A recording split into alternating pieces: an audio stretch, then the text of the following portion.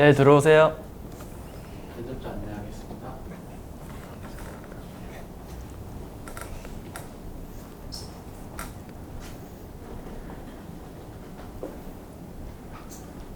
안녕하세요. 안녕하세요. 저는 이스트소프트 앱 개발팀에서 팀장을 맡고 있고요. 네. 자기소개 부탁드릴게요. 네.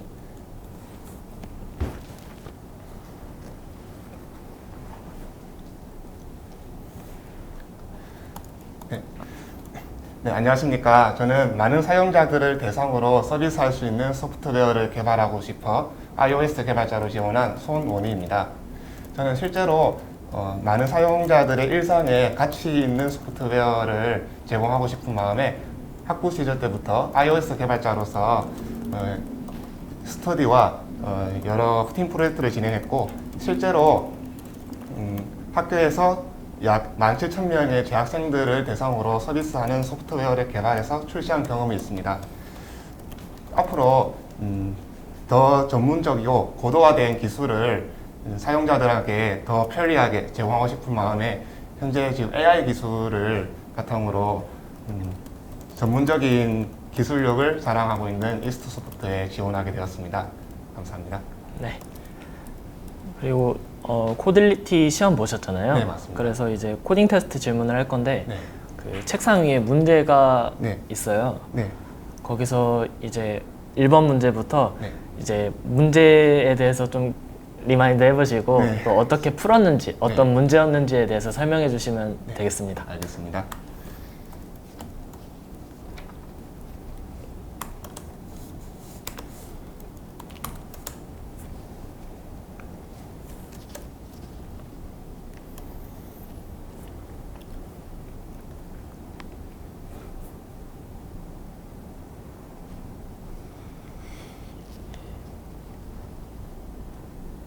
좀 어려워서 못 풀었다거나 뭐 네. 그런 거 있으면 그냥 솔직하게 어려워서 못 풀었다 이런 식으로 말씀해 주시면 됩니다. 알겠습니다. 네.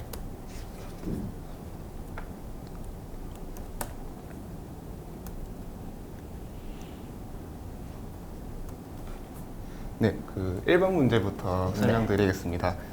1번 문제 같은 경우에는 이제 주어진 배열 형태로 그 벡터 형태로 주어진 이제 숫자들을 하나씩 조회를 해서 이제 가장 빈도수가 많은 숫자에 대해서 그 빈도수와 그 숫자 값이 일치하는 그것을 찾아서 결과를 출력하는 문제였었습니다. 네네. 그래서 저는 이 문제 같은 경우에는 우선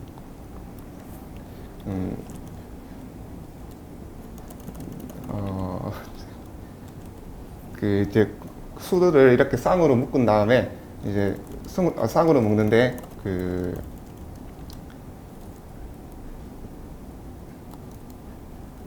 묶을 때에 제가 묶었던 기준은 이제 주어진 배열에서 해당 숫자들이 저장이 되어 있는 인덱스 값의 번호와 그리고 해당 숫자 값 그리고 해당 숫자가 얼마나 많은 빈도로 등장을 했는지에 대한 빈도 값을 함께 정렬을 해서 기록을 했었습니다. 그리고 따로 저장을 한 다음에 정렬 알고리즘을 이용해 가지고 가장 빈도수가 많은 숫자에 대한 값을 결과 값으로 반환을 했었습니다. 네. 혹시 그 본인이 푸셨을 때 네. 시간 복잡도에 대해서 어떻게 생각을 하시고 푸신 거예요? 사실 저도 문제 마지막에 이제 네. 좀 그 가장 효율적인 알고리즘을 사용하라는 네. 그 설명을 봤었는데 당시에는 제가 좀 크게 시간 복잡도 측면에서 고려를 못한 부분이 많았었습니다. 그래서 단순히 좀 시간에 맞춰서 빨리 풀다 보니 고려를 하지 못하고 최대한 빨리 풀 수 있는 방향으로 하다 보니까 별로 고려를 하지 못했었습니다. 네. 그러면은 이제 푸셨을 때 네. 시간 복잡도가 어떻게 나왔을 것이라 예상하세요?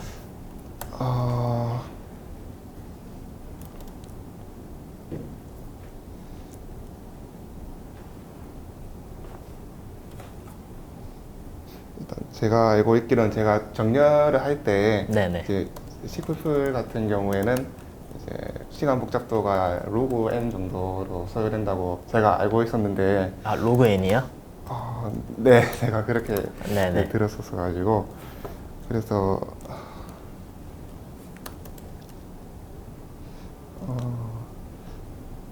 이외에 전체적으로 이제 순회하는 알고리즘이 있었기 때문에 아마 n 로그 n 정도가 되지 않았을까 저도 네, 그렇게 추측을 하고 있습니다. 네. 네, 알겠습니다.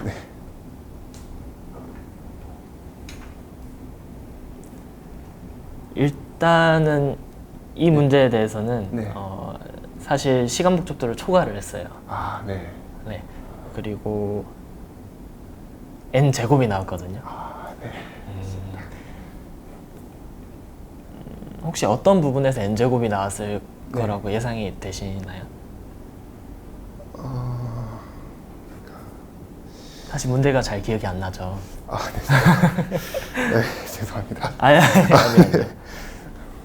알겠습니다. 제가, 네. 아, 하실 말씀 있으신 건가요? 네? 아, 말씀하려고 아닙니다, 하시는 거 아닙니다. 아니에요? 아, 네. 알겠습니다. 그러면 2번 문제로 넘어갈게요. 네. 2번 문제는 어떤 문제였고 어떻게 푸셨는지 설명해 주세요. 알겠습니다.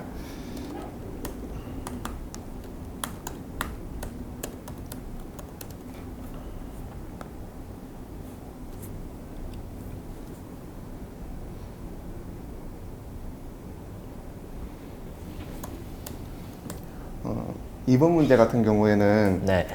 주어진 숫자들 중에서 두 개 이상의 수를 더했을 때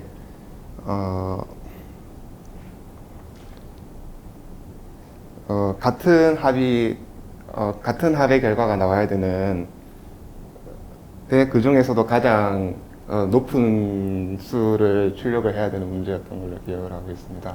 합이 높은 수요?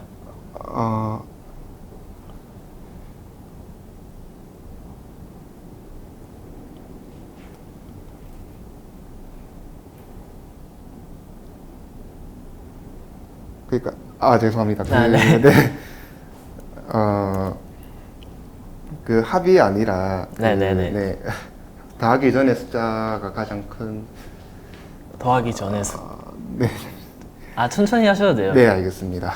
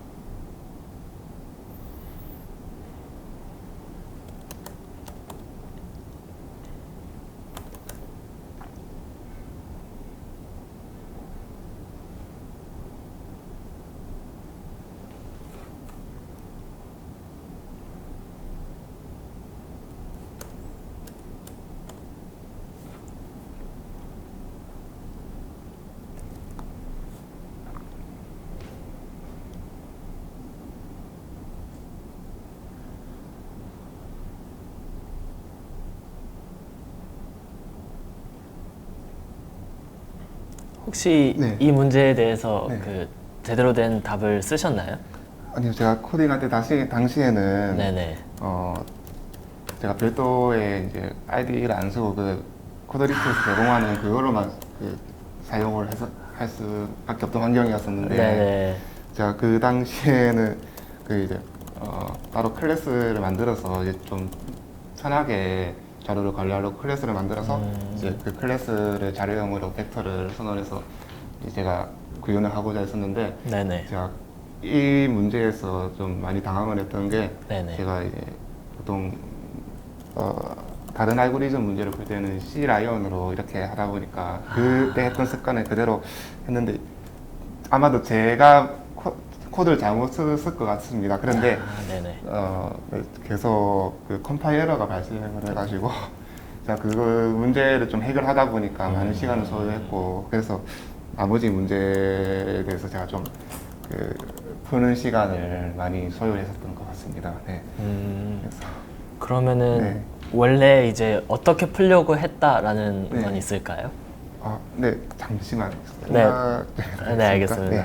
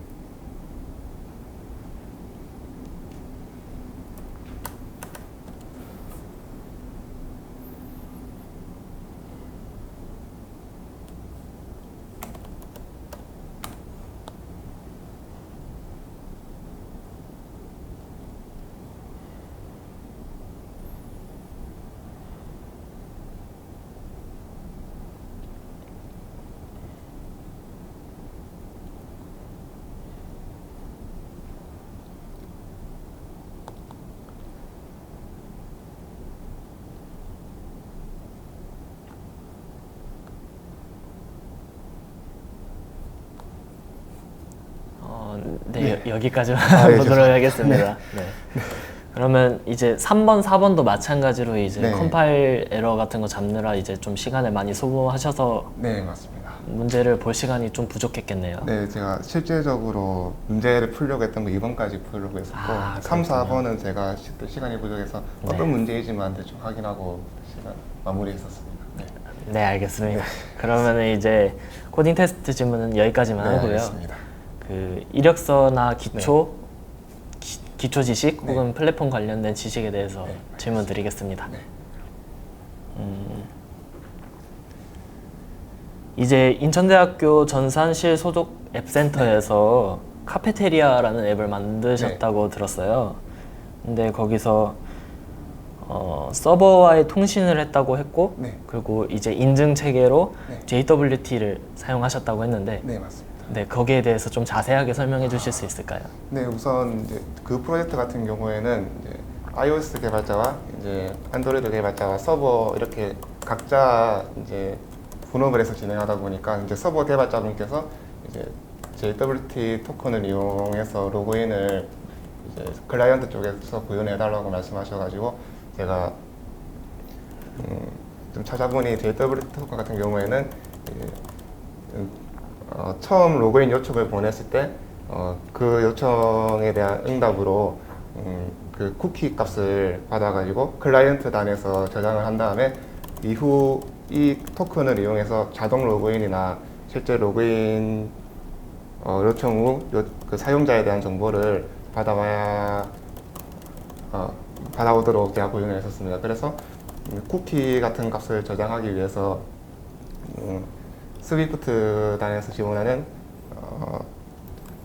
그 쿠키 저장 라이브러리를 이용해서 로그인 시 저장을 받도록 했고, 그리고 이후에는 그 저장이 되어 있던 쿠키를 불러와서 로그인을 처리하도록 설계를 했었습니다. 네. 그러면 이제 서버와의 통신을 할 때는 어떤 방식으로 통신을 하신 건가요? 네, 서버와 통신 같은 경우에는 해당 애플리케이션이 이제 예전에 있던 버전을 새로 리워크하는 버전이었기 때문에 예전에서 사용하던 그 선배로부터 받았던 코드에서 이제 코드 분석을 해보니 알람 파이어라는 서버 통신 모듈을 이용을 했었습니다. 실제로 제가 구글에서 찾아보니 가장 자주 사용하는 라이브러리라서 제가 정보를 얻기도 편했었습니다. 네. 그럼 이제 알라모파이어가 어떤 역할을 하는 라이브러리인가요? 이제 그 제가 알고 있기로는 스위프트 자체에서도 이제 서버 통신을 할 수 있는 라이브러리를 제공하지만 알라모파이어 같은 경우에는 리퀘스트를 보낼 때나 응답을 받을 때보다 좀 개발자 입장에서 좀 편리하게 접근을 할 수 있다는 장점이 있다고 해서 제가 사용을 하게 됐던 것 같습니다. 혹시 어떤 프로토콜을 사용하시는지는 네. 아실까요? 그것까지는 제가 자세히 네, 알겠습니다. 네.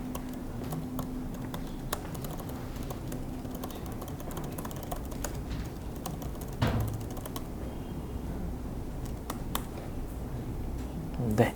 그러면 이제 네. 계속 로컬했다가 네. 그 토큰 값 받은 거를 이용해 가지고 뭐 네. API 날릴 때도 그 정보를 같이 넘기고 뭐 그런 식으로 사용을 하셨겠네요. 토큰 같은 경우에는 로그인이나 로그아웃 할 때만 사용을 했고 네. 네. 하나, 둘, 셋. 따로 서버로부터 필요한 정보를 얻을 때는 겟 방식의 요청을 보내서 이제 단순히 받아오는 방식으로만 사용을 했었습니다. 그럼 사실 그 API들은 네. 토큰이 없어도 사용을 할 수 있는 것이네요. 카페테리아 애플리케이션 같은 경우에는 네네. 크게 두 가지 기능이 있는데 첫 번째 기능은 이제 학교 식당의 운영 정보를 서버로부터 받아오는 거였습니다. 근데 그 정보 같은 경우에는 별도의 인증 과정이 없이 요청만 보내면 바로 결과가 응답이 나왔고요. 그리고 두 번째 주요 기능이 사용자 인증 바코드 값을 코드 값을 불러와서 그리고 애플 클라이언트 단에서 바코드로 생성을 해서 사용자에게 제공을 하는 기능이 있었는데 이 기능 같은 경우에는 앞서 말씀드렸던 쿠키를 이용한 인증 과정이 먼저 진행을 되어야 바코드를 제가 받을 수 있었습니다. 네. 죄송합니다. 한 번 더 볼게요. 네, 알겠습니다. 네. 그리고 제가 이 깃허브에 올라와 있는 걸 봤거든요. 네. 근데 카르타고랑 코코아팟을 사용하고 계시더라고요. 네, 맞습니다. 근데 걔네들이 어떤 역할을 하는 네. 그건지 이제 알려주실 수 있을까요? 네. 그 라이브러리, 그 도구들 같은 경우에는 네. 이게 제가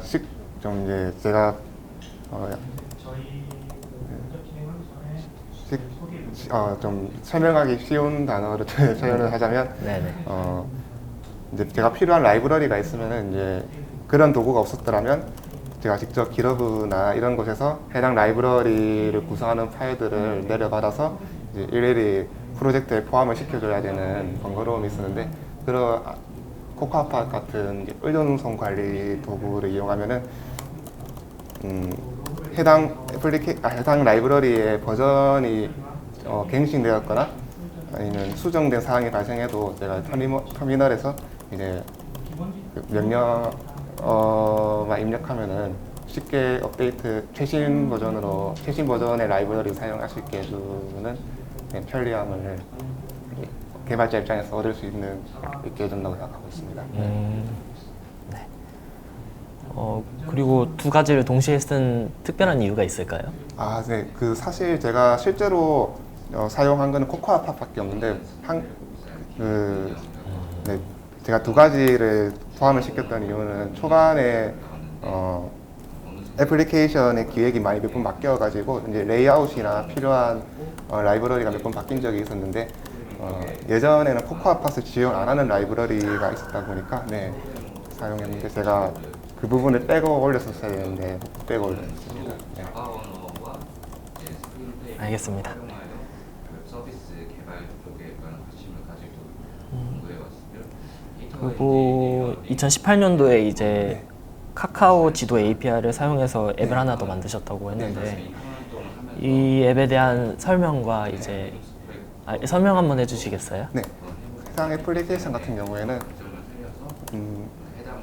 학교에 매년마다 입학하는 신입생들이나 아니면 학교에 방문하는 외부인들 아니면 심지어 재학생들까지도 학교의 편의시설이나 각종 건물 정보 코드를 모르는 사람들이 많아가지고 그런 궁금증 해소를 위해서 제작되었고, 그리고 저희는 해당 기능에서 이제 실제로 학교 정보에 대해서 사용을 하는 애플리케이션이다 보니 실제 교내 구성원들이 건물 내에 있는 부서에 포함되어 있는 교직원들의 정보까지 알 수 있으면 어떨까 싶어서 부서별 직원 정보나 아니면 전화번호 기능을 함께 포함을 해서 제작을 했었습니다.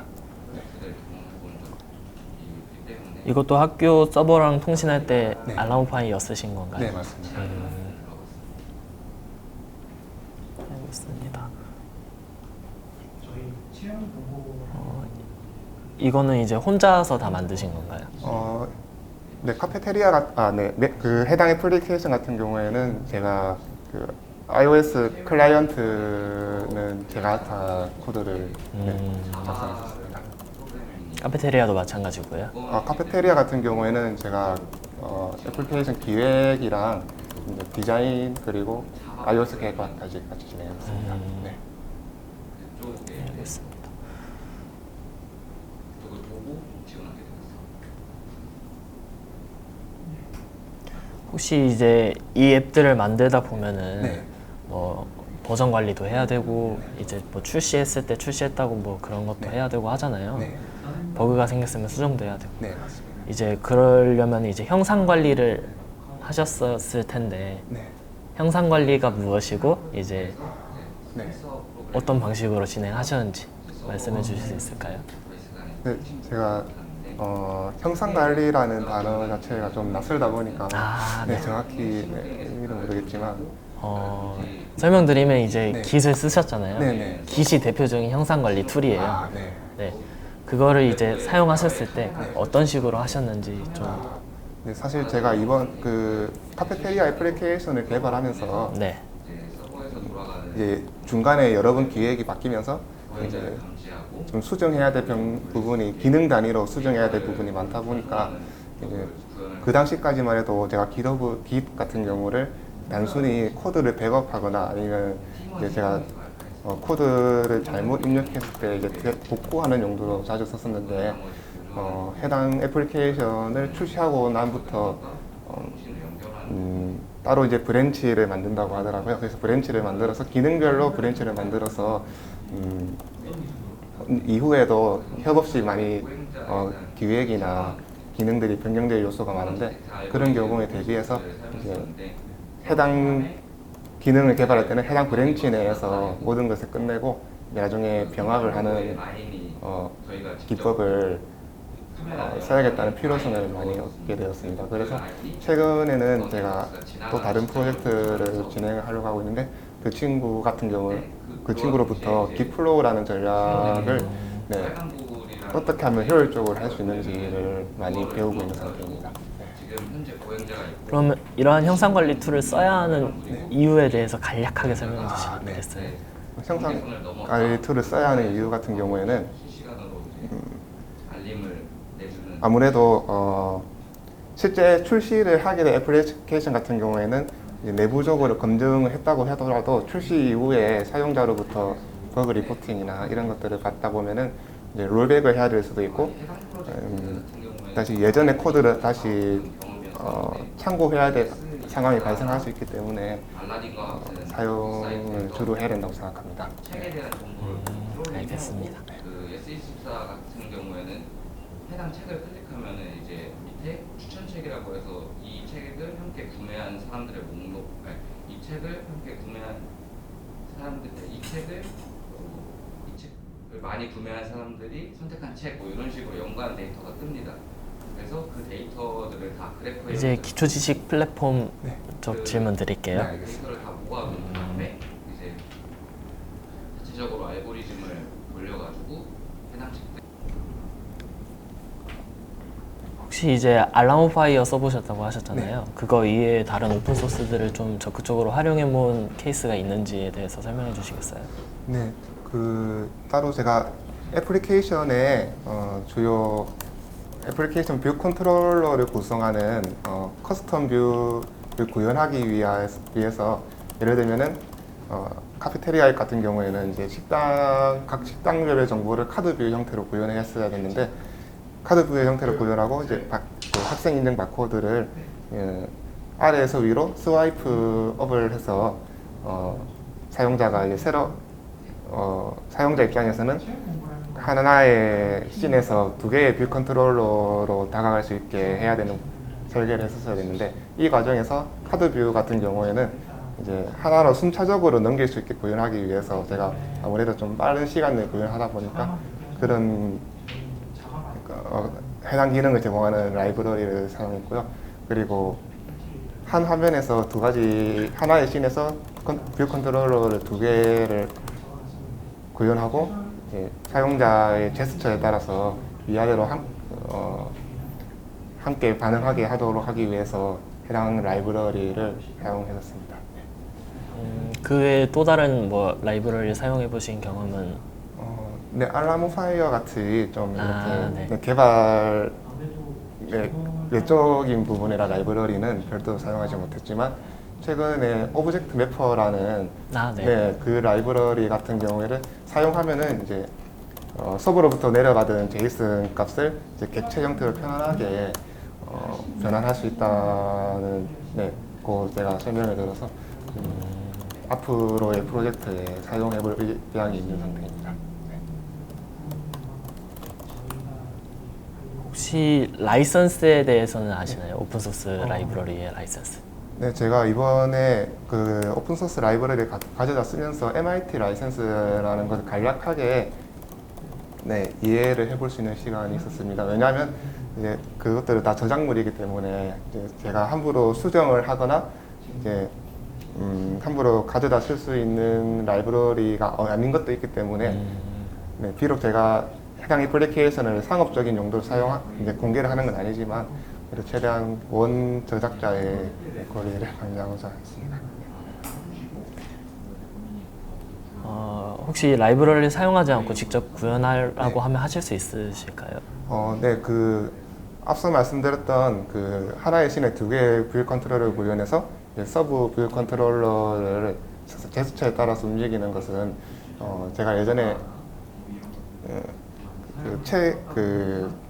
책의 예제를 따라서 햄버거 메뉴라는 것을 한번 구현해 본 적이 있는데 이것 또한 이제 햄버거 메뉴를 구성하는 뷰 컨트롤러와 이제 실제 애플리케이션 메인 화면을 담당하는 뷰 컨트롤러가 있어가지고 그 두 개를 함께 사용자의 입력에 따라서 다룰 수 있는 기법이었습니다. 그래서 이 기법을 조금 응용을 하면은 아마도 직접 구현을 할 수 있을 거라고 생각합니다. 알겠습니다. 데이터 관리. 그리고 카페테리아 앱에 보니까 이제 DO라고 칭하는 이제 데이터 오브젝트. 네, 맞습니다. 그거를 이제 클래스로 정의를 하셨더라고요. 네, 맞습니다. 혹시 클래스로 정의하신 이유가 있을까요? 네, 사실 그 부분 같은 경우에는 제가 선배 개발자로부터 받아 편리하게 서버로부터 내려받은 자료를 관리할 수 있게 재사용성이나 이런 측면에서 훨씬 더 관리가 편하다고 해서 제가 반영을 한 기법인데 실제로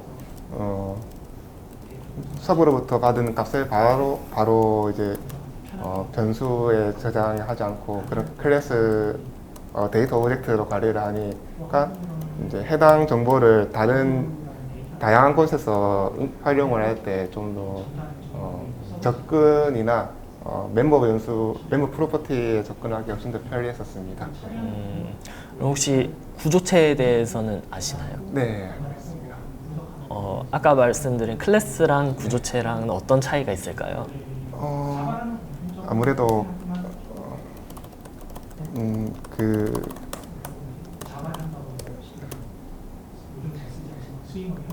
해당 구조체나 클래스를 인스턴스화했을 때 해당 인스턴스가 중복으로 존재할 수 있는지 아니면은 C 언어처럼 이렇게 포인터 주소값을 이용해서 하나의 인스턴스로 하나의 메모리에 할당되어 있는 객체의 여러 인스턴스가 접근을 하는 방식인지 아니면은 실제로 메모리에 중복 선언을 내더라도 여러 개 존재하는 것에 여러 개 존재해서 각각 1대1로 매핑이 되어 있는가의 차이라고 생각하고 있습니다. 혹시 좀 더 자세하게 설명해 주실 네. 수 있을까요? 음, 그러면은 네. 이제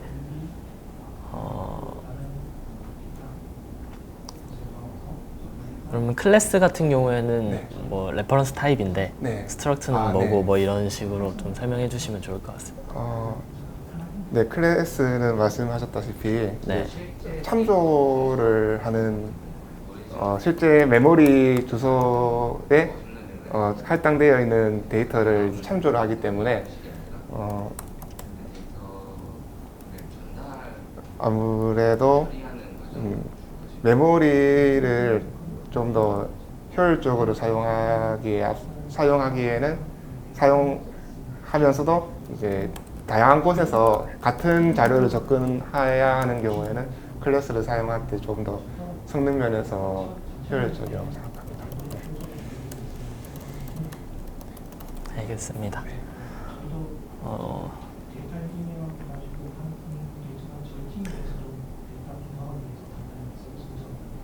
혹시 이제 네. 스위프트의 캡처에 대해서 설명해 주실 수 있을까요? 네. 그거 같은 경우에는 제가 스위프트의 클로저라는 그 문법 요소를 공부할 때 제가 접하게 됐던 개념인데요. 클로저 같은 경우, 함수 같은 경우에는 일반적인 함수 같은 경우에는 이제 그 함수를 바라보는 시점에 따라서 함수가 가지고 있는 프로퍼티의 값이나 이런 게 매번 달라지는 반면에 클로저 같은 경우에는 해당 코드가 실행되는 시점을 계속 유지를 하고 있기 때문에 그거를 반영하는 다른 단어로 캡처라는 말을 사용하고 있는 것으로 제가 배웠었습니다. 네. 혹시 캡처를 하는 이유나 네. 이제 캡처의 종류 혹은 왜 하는지 뭐 이런 것들에 대해서 설명해 주실 수 있을까요? 네, 그 부분 같은 경우에는 제가 문법적인 부분을 공부할 때 네네. 네, 한 가지 지금 문법적인 부분을 공부할 때 하고 나서 내가 따로 실제 프로젝트 적용이나 이런 것을 써봐야겠다는 생각을 해본 적이 없어서 제가 까지는 잘 모르겠습니다. 그러면 혹시 네. ARC에 대해서 간단하게 설명해 주시겠어요? ARC 같은 경우에는 이제 네. 다른 언어들 같은 경우에는 네. 갈비지 컬렉터들이 네, 있잖아요. 맞습니다. 그걸 대체하기 위한 게 ARC거든요. 네. 근데 간단하게만 설명 부탁드릴게요.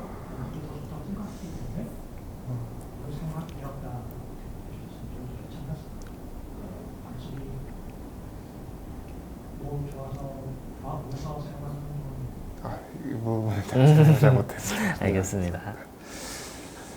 그리고 이제 앱을 네. 좀 여러 개 만들어 보셨잖아요. 네. UI를 구성하실 때 이제 네. 좀 여러 가지 방법들이 떠오르고 여러 가지 방법들을 실제로 적용을 해보셨을 텐데 네. 선호하는 이제 UI를 구성하는 방식에 대해서 좀 설명해 네. 주실 수 있을까요? 그럼 혹시 말씀하신 UI를 구성하는 방식이 엑스코드에서 이제 스토리보드를 이용해서 만들 때의 방식을 말씀하시는 건지 아니면 스토리보드는 아니면 코드 네. 이제 네. 스위프트 단에서 네. 네, iOS 프레임워크 단에서 어떤 식으로 UI를 뭐 코드로 작성을 하시든 네. 스토리보드나 XIB 뭐 이런 네. 것들이 있잖아요. 네, 맞습니다. 네, 어떤 게 이제 좀 선호하시는지 그리고 왜 이걸 선호하시는지 좀 설명해 주시면 좋을 것 네. 같습니다. 알겠습니다. 우선 제가 다음 카카오 지도를 이용한 애플리케이션을 개발할 때는 주로 코드를 이용해서 UI를 구성한 비율이 높았습니다. 왜 그러냐면은 해당 프로젝트 같은 경우에는 따로 디자이너가 이제 제플린을 이용해서 이제 어떠한 UI 요소가 이제 어떠한 위치에 수치적으로 위치를 해야 된다 아니면 이런 크기를 가져야 된다고 이미 명시가 되어 있는 상태였기 때문에 제가 개발하는 입장에서는 코드로 이제 인스턴트 해당 규격에 맞는 UI 뷰 객체를 생성해서 바로 빠르게 단정할 수 있었기 때문에 실제로 카페테리아의 UI를 개발할 때보다 빠른 시간에 UI 부분을 다 개발할 수 있었습니다. 하지만 카페테리아 같은 경우에는 제가 그 당시까지만 해도 디자이너가 따로 없었고 제가 실제로 스토리보드를 이용해서 실제로 기계에 매번 적용을 하면서 디자인을 변경을 하고 새로운 디자인 요소를 집어넣다 보니 아무래도 코드로 하는 것보다는 속도, 이제 이미 UI가 작성이 되어 있지 않은 상황에서 이미 워드 프로세스의 위지 같은 개념으로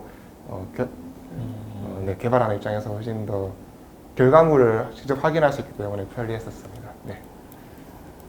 알겠습니다. 그러면 이제 그 UI를 작성하실 때 코드로 하시든 스토리보드로 하시든 이제 오토 레이아웃이라는 개념이 네. 있잖아요. 네, 맞습니다. 오토 레이아웃을 사용하셨는지 아니면 다른 방식을 사용하셨는지에 대해서 여쭤볼 수 있을까요? 우선 그 카페테리아 애플리케이션 같은 경우에는 제가 오토 레이아웃이랑 그러니까 이제 제약을 거는 방식이랑 그리고 제약을 거는 방식을 많이 이용을 했을 수밖에 없었는데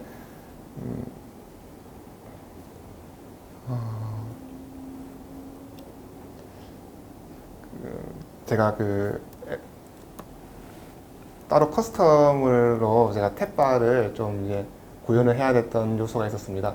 근데 해당 요소 같은 경우에는 하나의 버튼 사이에 이제 공백이 있어야 되는데 이 공백 같은 경우에는 이제 디바이스마다 그 가로 사이즈가 다르기 때문에 그에 맞게 길이를 변경하기 위해서 제가 공백 사이에 공백의 뷰를 하나씩 삽입을 해서 따로 제약을 거는 방식으로 구현을 했었어야 이제 모든 디바이스에서 동일한 경험을 제공할 수 있었습니다.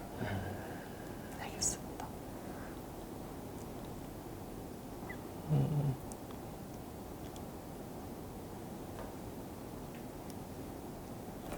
혹시 동기와 비동기의 차이에 대해서 말씀해 네. 주실 수 있을까요?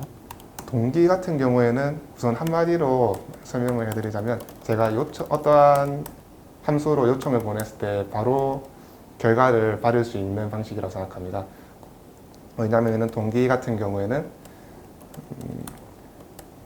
한번 다른 함수로 어떠한 값을 요청을 하면은 해당 함수로부터 값을 반환받을 때까지 별다른 작업을 진행하고 있지 않기 때문인데요.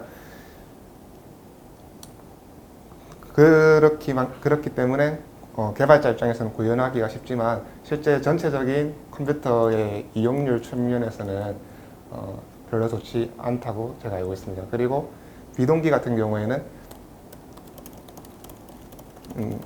요청을 다른 함수로 보내자마자 결과를 바로 받을 수 없습니다. 왜냐하면은 요청을 보내는 입장에서는 요청을 보낸 후 이미 다른 작업을 실행을 하기 때문인데요. 이후에 요청을 보낸 함수로부터 결과를 받았을 때 요청을 보낸 함수는 잠시 하던 일을 중단하고 바로 결과를 받으면 되기 때문에 컴퓨터의 전체적인 이용률 측면에서는 더 효율적인 방식으로 알고 있습니다. 네, 대신 요청을 한 함수로부터 결과를 받아야 되기 때문에 콜백이라는 구조를 반드시 가져야 된다고 알 수 있습니다. 그러면은 이제 비동기는 어디에 사용하면 좋을까요? 사실 저는 GUI를 사용하는 소프트웨어를 구현할 때를 예를 들자면 만약에 어떠한 메인 프로그램이 실행이 되어 있고 이제 제가 어떠한 정보를 네트워크로부터 수신을 해야 되는데 그때 수신을 하고 있다는 그 메시지 창을 띄우고 만약에 띄운 상태에서 사용자가 다른 프로그램의 기능을 이용하지 못하게 하는 그런 하는 방식이 바로 동기 방식이랑 연관이 된다고 생각하는데, 이러한 경우에는 비동기 방식을 이용해서 사용자의 사용성을 해치지 않는 GUI 설계를 해야 된다고 생각합니다. 그러면 이제 비동기를 실제로도 많이 이용을 하셨겠네요. 네, 근데 제가 실제로 프로젝트를 진행하면서는 비동기 방식을 실제로 구현을 많이 못했었습니다. 왜냐하면 카페테리아 애플리케이션 같은 경우에도 우선적으로 식당 정보나 이러한 것들을 받아올 때 데이터 양이 정말 적었기 때문에, 그래서 어떻게 보면 동기 방식으로 애플리케이션을 실행하는 과정에서 스프레시 스크린과 함께 빠른 시간 내에 받아올 수 있기 때문에 사용자의 사용성을 해치지 않는다고 판단했었습니다. 네. 그러면 이제 사용자가 네. 네트워크 환경이 좋지 않은 상황에서 카페테리아 앱을 켰으면은 네. 이제 시작 화면에서 멈춰 있었겠네요. 네, 사실 그 부분이 제가 해결을 해야 된다는 생각했던 부분 중 한 개인데, 지금 현재 애플리케이션 같은 경우에는 단순히 네트워크에 연결이 안 됐을 때 경우에만 스프레시 스크린에서 이제 사용자에게 관련된 안내를 띄워도 되어 있는데, 제가 그 타임아웃을 시키는 방법을 계속 찾아보는 중에 저희가 출시 일정이 앞당겨서 우선 그 부분을 해결을 하지 못하고 저희가 출시를 했었습니다. 네. 혹시 지금 iOS 앱 개발하시면서 네. 아키텍처에 대한 고민을 해보셨나요? 사실 디자인 패턴이나 이런 이제 제가 팀 프로젝트 같은 경우에는 저 혼자서만 개발을 하는 게 아니고, 또한 해당 공개 소프트웨어 같은 경우에는 이제 제가 저 말고도 이후에 후배들이 계속 개발을 해야 되는 소프트웨어이기 때문에 제가 접했던 클린 코드나 아니면 디자인 패턴에 맞춰서 잘 설계를 해야 된다는 중요성은 알고 있었지만, 막상 실제로 개발할 때는 일정에 맞추다 보니까 제가 그 부분을 고려를 하지 못했습니다. 네. 그러면 지금 개발하신 앱에는 아키텍처가 반영이 안 되어 있다고 보면 되는 건가요? 네, 실제로는 제가 모델이랑 컨트롤러 쪽 빼고는 반영이 잘 안 되어 있다고 볼 수 있을 것 같습니다. 그러면 MVC로 개발을 하셨다고 보면 되겠네요. 네, 맞습니다. 혹시 다른 그 아키텍처에 대한 관심은 있으신가요? 뭐 예를 들면 어떤 아키텍처가 있더라 이 정도도 괜찮습니다. 네, 지금 당장 제가 기억나는 요소가 없습니다. 알겠습니다.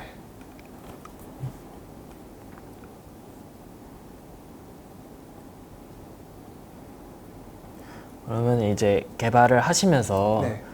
좀 여러 가지 이제 개발에 관심이 있어서 하시는 네. 거잖아요. 네, 맞습니다. 그러면 이제 호기심들에 대해서 뭐 스스로 찾아서 뭐 공부한 경험이나 반영을 해보신 경험이 있는지에 대해서 여쭤보고 싶습니다.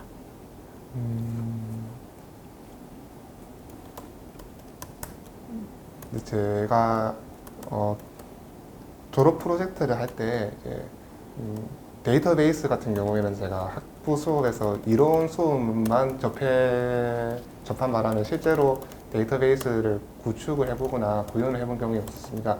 그런데 졸업 프로젝트 같은 경우에는 제가 파이어베이스라는 데이터베이스를 이용하면은 별도의 기존의 SQL처럼 테이블을 구성하는 방식이 아니라 제가 알고 있기로는 NoSQL이라는 방식을 사용했기 때문에 제가 개발을 하는 입장에서는 아무래도 디렉터리 이렇게 트리 형태로 자료들을 관리하고 탐색할 수 있다는 점에서 아무래도 제가 별도의 데이터베이스에 실습 경험이 없다 보니까 제가 관심을 갖게 될 수 있었고, 그리고 실제로 제가 파이썬을 이용해서 백엔드 부분을 해당 파이어베이스의 리얼타임 데이터베이스를 이용해서 구현을 해본 적이 있었습니다. 네.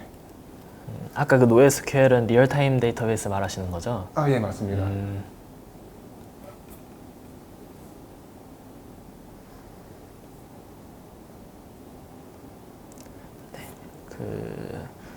질문은 여기까지 하고요. 네. 혹시 그 저희한테 궁금한 점이나 네. 그런 것 있을까요?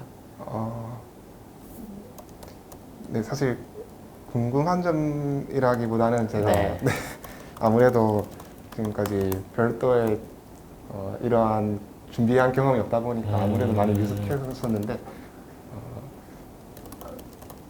앞으로는 이러한 점을 좀 보완할 수 있는 사람이 될 수 있도록 노력하겠습니다. 알겠습니다.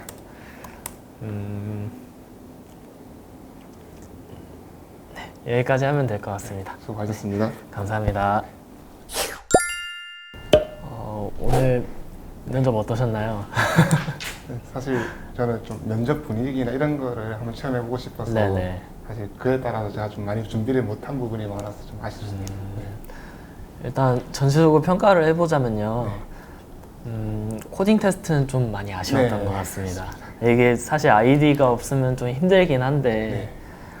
그래도 이제 좀 더 시간 복잡도에 대해서 인지를 하시고 네. 좀 많이 풀어보시면 금방 네. 늘 수 있지 않을까 라는 생각은 해봅니다. 네. 그리고 이제 아까 JWT 토큰 관련해서 네. 말씀 주셨잖아요. 네. 근데 거기에서 쿠키라는 용어를 쓰셨는데 네. 사실 저는 잘 이해하지 못했거든요. 그래가지고 네. 이제 사실 개발자가 혼자 개발하는 네. 일보다는 협업할 일이 되게 많을 텐데 네. 이제 개발 용어 같은 거를 좀 잘 정리를 해서 네. 말씀을 하시면 좀 더 원활한 커뮤니케이션이 되지 않을까 네. 알겠습니다. 생각이 들고요. 네. 그리고 이제 알람 파이어에 대해서 네. 말씀 주셨었는데 사실 알람 파이어가 이제 통신이라고만 말씀을 해주셨는데 네. HTTP 프로토콜을 사용하는 통신이라고 아. 말씀해 주시면 더 좋았을 것 같거든요. 네. 그래서 아까 get, post 이런 말씀 해주셨잖아요. 네. 그래서 사실 알람 파이어는 거기에 좀 더 특화가 되어 있는 라이브러리다 라고 좀 이해를 해주시면 좋을 것 같아요. 알겠습니다. 그리고 이제 사실 클라이언트에서 네. 로그인을 처리를 한다고 하셨잖아요. 네. 근데 그 로그인을 하고 나오는 다른 페이지들에서 API 통신을 할 때 네. 그 토큰들을 이제 넘겨서 인증 절차를 안 하는 것처럼 아, 네. 받아들였거든요. 아, 네. 실제로 그렇죠. 근데 실제로 학생 코드를 입력받는 것 빼고는 웬만한 거는 없이 사실 그 URL 같은 서버 이제 목적지 URL 같은 경우에 다 노출이 되잖아요. 네. 그래서 토큰 없이 그렇게 막 보낸다면 위험한 API들도 있을 것 같거든요. 네. 그래서 그 부분에 대해서는 좀 이제 서버 개발자랑 네. 커뮤니케이션을 해서 수정을 했으면 좋았을 것 같고요. 네, 알겠습니다. 사실 그리고 그 GitHub 레퍼지토리에 있는 커밋들을 봤어요. 아, 네. 근데 좀 너무 덩어리로 이제 커밋들이 네. 올라가 있더라고요. 네. 그래서 사실 형상 관리를 제대로 하려면은 네. 이제 작은 단위대로 이렇게 쪼개고 브랜치로 이제 잘 분리가 되어 있어야만 이제 제대로 활용을 할 수 있을 거라 생각이 되는데 네. 그렇게 돼 있지 않아서 조금 네. 이제 아쉬웠던 것 같아요. 근데 사실 다른 이제 지원자들도 보면은 네. 형상 관리가 제대로 되어 있는 사람은 거의 없어요. 그래서 앞으로 좀 이제 기플로 네. 하신다고 했잖아요. 네. 그거 보면서 좀 협업하시면서 네. 좀 늘려가면 될 것 같습니다. 알겠습니다.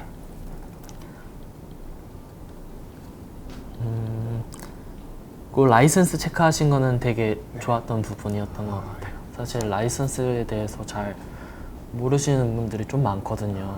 솔직히 회사를 다니지도 않는데 네. 뭐 상용화된 라이브러리를 상용화할 것도 아니고 네. 그렇기 때문에 그냥 라이브러리 그냥 가져다 쓰기만 하면 끝일 거라고 생각하는데 이런 부분은 참 좋았던 것 같아요. 감사합니다. 그리고 데이터 오브젝트라고 했던 그 네. 클래스 부분 같은 경우에는 네. 사실 걔가 안 해봤더니 네. 그냥 데이터를 담고 있는 오브젝트밖에 안 되더라고요. 아, 네, 맞습니다. 네. 네. 그렇기도 하고 사실 이제 스위프트라는 언어에서는 네. 스트럭트로 구조체로 했으면 좀 더 좋았을 것 같거든요. 이게 이제 구조체는 밸류 타입이고 네. 이제 아시죠? 네. 그렇기 때문에 네. 뭔가 좀 그 구조체와 클래스의 차이에 대해서 좀 더 인지를 하시고 네. 어쩔 때는 이제 구조체가 더 좋을 것 같다. 이제 어쩔 때는 클래스가 더 좋을 것 같다에 네. 대해서 좀 더 숙지를 하시면 좋을 것 같습니다. 알겠습니다. 네, 그리고 아까 들어보니까 이제 밸류 타입, 레퍼런스 타입에 대해서 네. 좀 많이 떨리셔서 설명을 네. 제대로 못 해주신 것일 네. 수도 있겠지만 좀 설명을 좀 잘못 해주신 것 같았어요. 아, 예. 네. 하나의 메모리에서 여러 개가 이제 접근을 할 수 있다라는 그거는 이제 좀 적절하지 않은 아, 네. 설명이었던 것 같거든요. 알겠습니다. 그래서 그 차이점에 대해서 좀 명확하게 더 공부를 네. 하시면 좋을 것 같습니다. 알겠습니다. 사실 그 차이를 좀 모르면은 의도치 않은 버그가 생길 수도 있거든요. 알겠습니다. 그리고 사실 그 알람 파이어 쓰실 때 네. 동기로 하셨다고 했잖아요. 네. 그러면 그 알람 파이어 자체에서 콜백으로 떨어질 거거든요. 아, 그렇군요. 네. 아닌가요? 네, 제가 자세히 몰라가지고. 네, 그래가지고 이제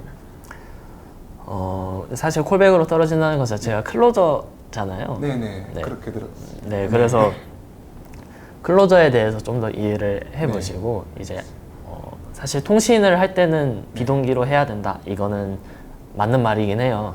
맞는 말이라서 그거에 대해서 좀 더 이해를 해보시면 좋을 것 같습니다. 알겠습니다. 그거와 이제 같은 이야기인데 네. 동기와 비동기에서 네. 동기가 별로 좋지 않다? 이건 아닌 아, 것 같아요. 네. 네. 그리고 어떤 케이스에선 비동기가 더 좋을 수도 있고 네. 어떤 케이스에선 동기가 더 좋을 수도 있어요. 알겠습니다. 그리고 마지막으로 네. 이제 아키텍처 아, 관련된 네. 부분들에 대해서 사실 혼자 만들고 앱이 작으면은 네. MVC로도 충분하긴 해요. 그리고 사람의 스타일이기도 하긴 하지만 네. 근데 나중에 이제 테스트도 작성을 하셔야 되고 네. 뭐 그렇게 가시면은 뭐 MVVM 이런 아, 네. 아키텍처들이 있어요. 네. 그 외에도 여러 가지 아키텍처들이 있지만 네. 이런 것들을 학습해 보시고 직접 도입을 해 보시면은 네. 좀 더 언어에 대한 객체 지향이나 뭐 네. 함수형에 대한 뭐 그런 이해들이 조금 더 높아질 수도 있거든요. 네. 그래서 나중에 새로운 프로젝트를 하시게 된다면은 네. 그런 아키텍처들을 도입해서 개발을 한번 진행해 보시면은 되게 자신한테 엄청 많은 도움이 될 거예요. 알겠습니다. 여기까지 말씀드리겠습니다.